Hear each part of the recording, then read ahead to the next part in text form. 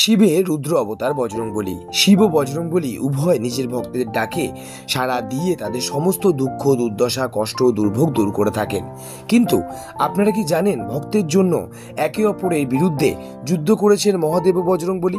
পুরাণ ও রামায়ণ অনুযায়ী নিজের ভক্তদের রক্ষা করার জন্য যুদ্ধে জড়িয়ে পড়েছিলেন এই দুই মহাশক্তিশালী দেবতা।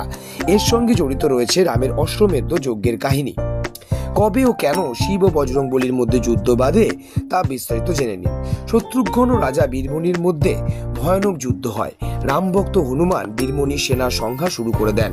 এদিকে ভরতের পুত্র পুষ্কল রাজা বীরমণির সেনাকে আহত করে দিলে তারা নিজের প্রাণ রক্ষা করে পালাতে শুরু করেন। নিজের ভক্তের এমন দশা দেখে যুদ্ধ শুরু করেন স্বয়ং মহাদেব। শিবকে যুদ্ধ করতে দেখে শত্রুঘ্ন সেখানে উপস্থিত হন। দুজনের মধ্যেই ভয়ঙ্কর যুদ্ধ শুরু হয়। শিব বীরভদ্র ও নন্দীকে যথাক্রমে পুষ্কল ও বজরংবলীর সঙ্গে যুদ্ধ করতে পাঠান। বীরভদ্র পুষ্কল 5 দিন ধরে যুদ্ধ করতে থাকেন। অবশেষে পুষ্কলের বধ করেন বীরভদ্র। এটি দেখে দুঃখে ভেঙে পড়েন শত্রুঘ্ন।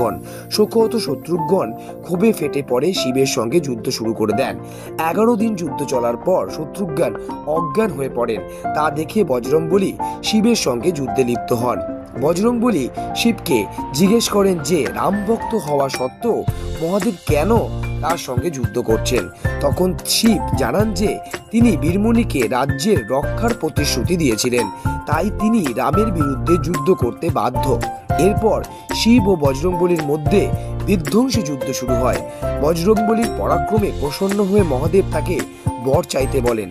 বজরংবলী বলেন যে এই যুদ্ধে ভরতের পুত্র পুষ্করের মৃত্যু হয়েছে।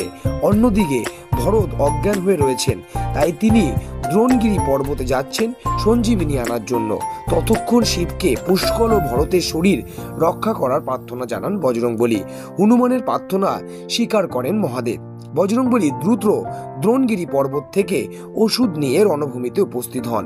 এই ওষুধের সাহায্যে বজরংবলী পুষ্কলকে জীবিত ও শত্রুঘ্নকে সুস্থ করে তোলেন।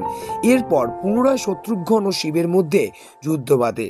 শত্রুঘ্নকে এই যুদ্ধে পরাজিত হতে দেখে বজরংবলী তাকে রাম নাম স্মরণ করতে বলেন। শত্রুঘ্ন ঠিক এমনটাই করেন। এরপরেই যুদ্ধভূমিতে প্রকট হন রাম। রামকে দেখে শিব তার শরণে যান ও বীরমণি এবং অন্যান্যদের এমনই করতে বলেন। এরপর যজ্ঞের ঘোড়া রামকে ফিরিয়ে দেন বীরমণি। এই উপায়ে যুদ্ধের সমাপ্তি ঘটে।